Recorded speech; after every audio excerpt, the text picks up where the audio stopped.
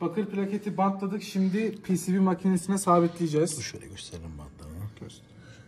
Şurada 4 tane bant var. Bir tane şurada, bir tane burada. Bant var. Şimdi biz çizdiğimiz PCB'ye baktık. Şu alana sığıyor. Bunu PCB makinesine yerleştirirken tam böyle düzgün yerleştirelim ki ileri geri hareket ettiğinde sağa sola yana vurmaması gerekiyor. Makine çünkü oynuyor. Tamam.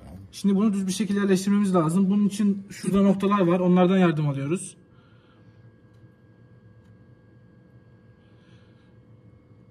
Şu şekilde düz gibi